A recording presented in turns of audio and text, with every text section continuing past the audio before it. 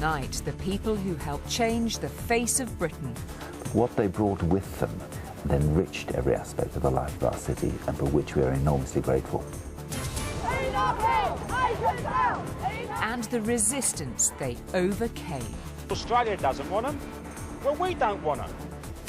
Good evening and welcome to the Tonight programme. 40 years ago, almost to the day, the infamous Ugandan dictator Idi Amin made a shock announcement that would change the way Britain looks today. He forced tens of thousands of Asians to abandon their lives, leave his country and flee to the UK. In tonight's programme, Fiona Foster investigates how these exiles helped transform the UK and are now proud to be British.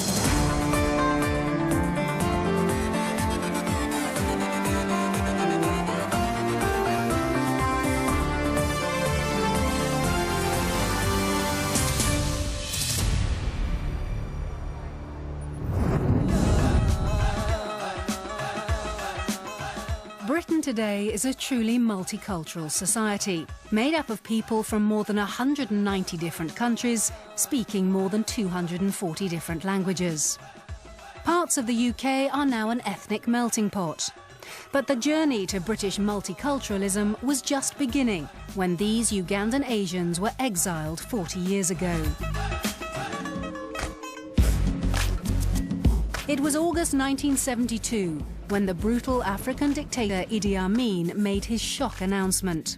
He expelled Asian communities from Uganda, claiming they were sabotaging the country. Their main interest has been to exploit the economy. They have been milking the economy of the country.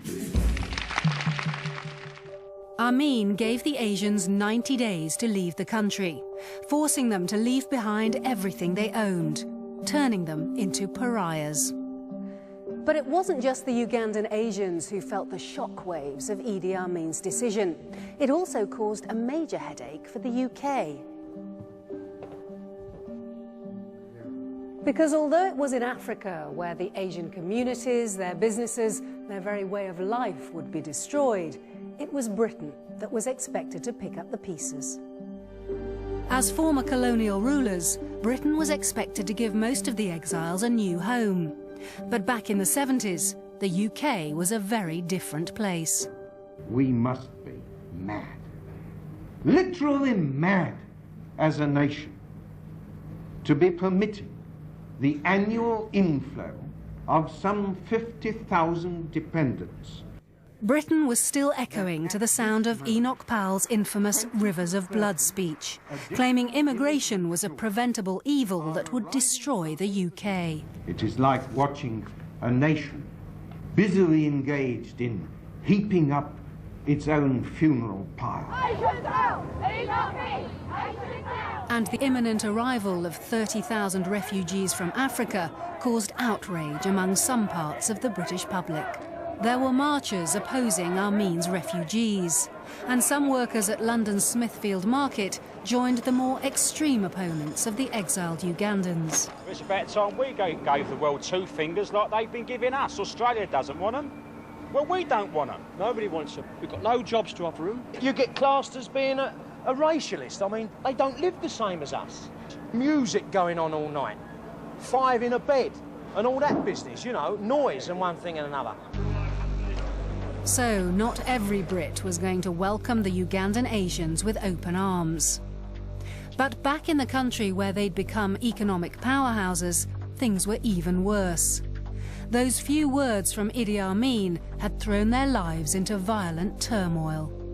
Uganda at that moment in time was army everywhere, curfew, shops were closed, people were being battered and beaten up. They were in a state of absolute panic.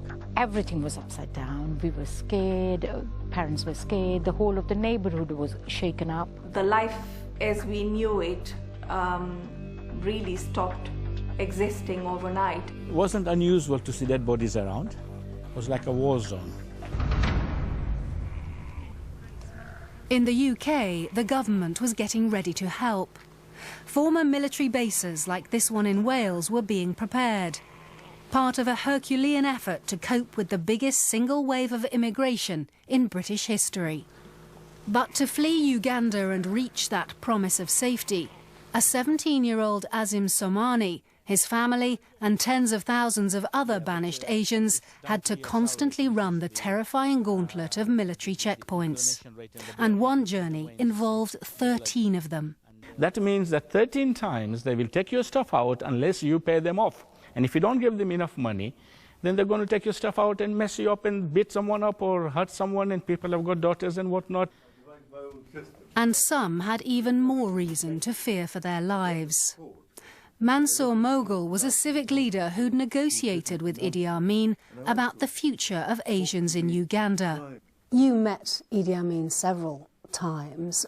What was he like? How would you describe him? Idi Amin was a very affable person. He laughed a lot, he joked with people, he liked embracing people all the time. But he was a brutal dictator because the only way he could survive in power was by eliminating his enemies, both imaginary and real. But even though Mansour had met Amin many times, he too became a target for the dictator's brutal tactics. I came across information which indicated that I was on Idi Amin's hit list and that I was to be eliminated. I was afraid not only for my life, but for my wife and my children. A close friend warned Mansour of the danger. But while Mansour and his family fled Uganda, the friend couldn't escape Amin's henchmen. He was caught, and on the foreground of a hotel in Masaka, he is brutally cut up into pieces, and that was indicative of the brutality of Idi Amin. In that climate of fear, the exiles had to battle through Ugandan bureaucracy to get the documents they needed to leave the country. Khalid Sheikh was just a child in Uganda, but even 40 years on, he still remembers the relief of escaping Amin. As soon as people got into the aircraft, they were hugging and kissing each other. Strangers, people who never met each other in their lives. That was Britain. As soon as they got on the plane, that was Great Britain for them. Safety. Britain may well have been safe, but here opposition was mounting. A national poll revealed 54% of the public wanted the Ugandan Asians to go somewhere else. Britain was still very racially segregated, and anxiety around immigration really played into the hostility which the Ugandan Asians faced when they first arrived. But it's part of the reason why their story is so important. And the next chapter of that story started at the resettlement camps. 40 years on then, Azim, how does it compare to how it was then? The place is nothing like what it was then. There were loads of buildings everywhere and people everywhere. Azim Somani, his parents and his brothers came to this resettlement camp in Wales. It was a temporary home for 1,400 refugees. But 40 years on, only 3 buildings remain. It's entirely changed now. There are no beds here now. But coming back, does it evoke memories for you? It certainly does. They had made this kind of place into accommodation for people to be able to live, people to sleep, really. How many families do you think you'd have? I would imagine that you would certainly have something like 6 families in here. We lived in a ghetto together. We shared the rooms and we shared the washrooms, but yeah, this is it. This is the building. Many families stayed together when they were exiled, but Idi Amin's expulsion ripped Azim's family apart. Do you think that Amin's decision broke your father to some extent? I think it broke my father completely, because my father was the youngest of the 3 brothers, and the eldest brother, he decided that, well, they collectively decided that their mother couldn't possibly live in this cold weather here. So she had to go and live in India or Pakistan. He never saw her. Never saw her again. So it's tough, very tough. With nearly 30,000 refugees arriving in Britain in the space of a few months, It was important to move them out of the camps and into homes as soon as possible. But that was easier said than done, with one local authority taking a remarkable step to discourage the Asians from coming. So Leicester's initial reaction to the expulsion was far from welcoming. Yes, I mean, the City Council took out this advert in the Ugandan Argos, actually warning people to stay away from Leicester because of the conditions that they would face when they came here. Housing, education, social services, health, etc. was all under strain, and so they took the initiative to actually put this advert warning people to stay away effectively. One of the biggest fears was racism, especially among the small Asian community already in Leicester. Even they didn't want the refugees to come. Before 1972, Leicester had suffered quite a lot of racism, and things were just beginning to settle down before we heard the news that there was going to be more Asians coming in from Uganda, and we could see it all repeating itself again. And as refugees like Azim Somani and his parents settled into their new homes, racism was frequently a problem. They were the first Ugandan Asians to move to Stockport, news that made the headlines.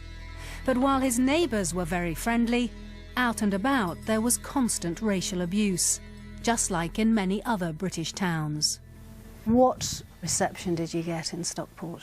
If we were not abused at least 3 times a day, if you were walking down or you're driving, they would stop the car, open the window and they shout, "You Paki bastard." Now see, Paki to me, I had never heard the Paki word before. This is my passport. I was 14 then, which is a couple of months before we left. But the abuse was matched by the kindness of others. Chandrika Joshi remembers friendship and support from neighbours, Britons who understood the plight of the refugees and did everything they could to help.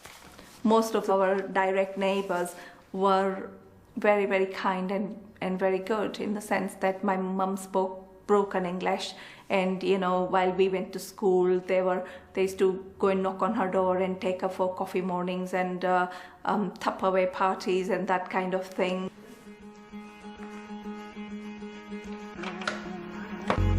And 6 months after the first refugees arrived, the camps were closing, almost everyone had been resettled.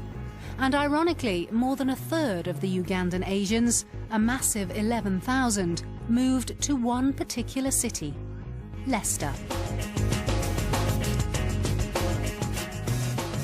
Having left Uganda with nothing, the newcomers to the UK had been met by a mixture of extreme racism and great human kindness. Now they faced the huge task of rebuilding their shattered lives. They arrived from Uganda, where they'd been the economic powerhouse, but really very much the racial colonial society. And they arrived here with nothing. Empty pockets, maybe, but the immigrants still had plenty to offer.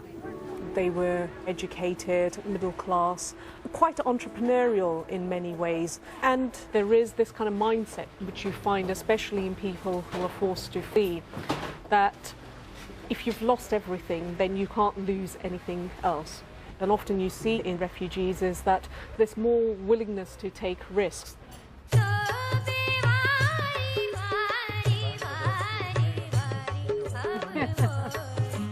And who'd wear this then? Is this a... This is more for the bride. So this is all hand embroidered? Yes, this is all hand embroidered. Ranju Moda was one of the risk takers.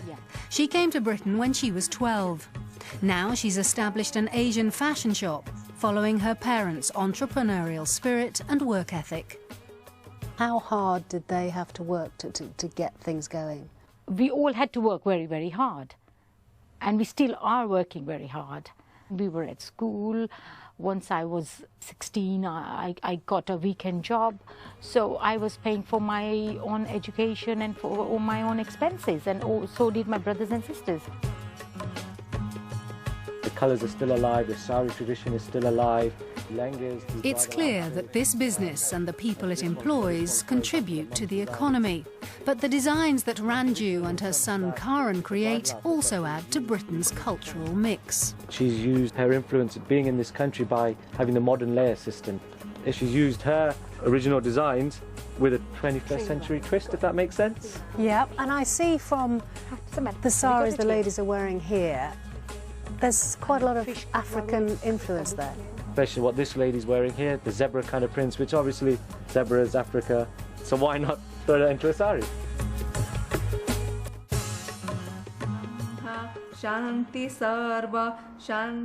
Ugandan Asians like Chandrika Joshi have also added to the religious diversity of the UK. 40 years ago, the refugees came to Britain with a range of religions.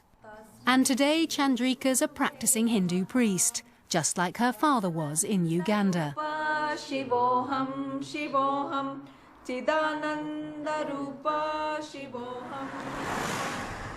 Food is another multicultural contribution. Restaurants like this one are now a familiar part of Britain. But Bobby's was groundbreaking when it was opened in 1976 by owner Bhagwanjibai Lakhani. And today, traditional Ugandan food is still on the menu. So Nisha, this is how you bring a little bit of Uganda to Leicester. That's right, What have we absolutely. got? So we've got cassava, which we actually call mogo. Basically, what we do is we make chips out of it, we grill it, and today, you know, what we're hoping to make is a curry with coconut.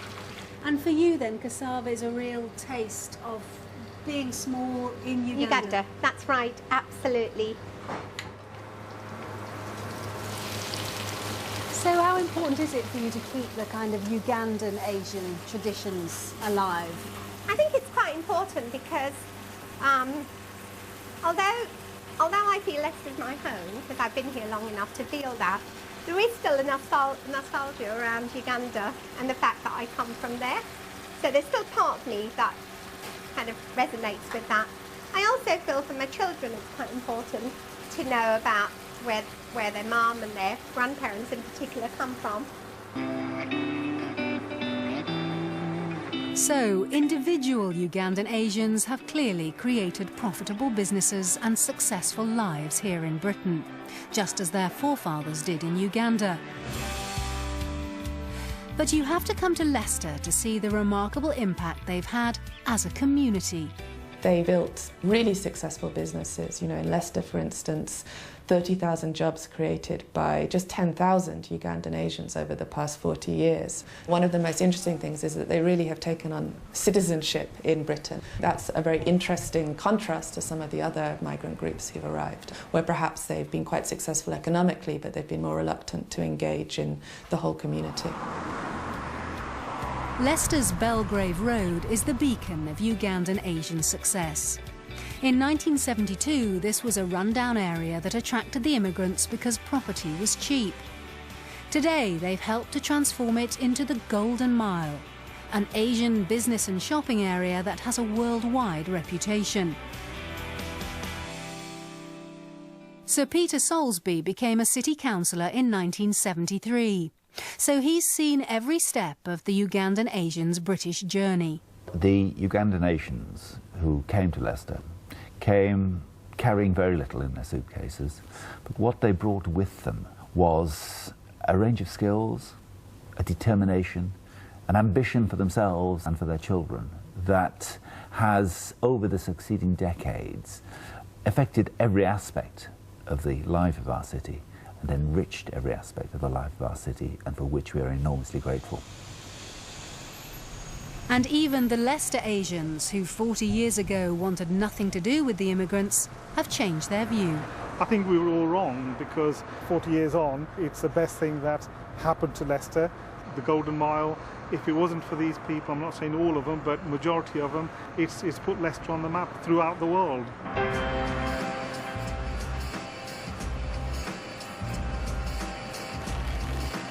But as you might expect with a community that's rebuilt itself on British soil, the Ugandan Asians are now searching out new horizons, but back in the old country.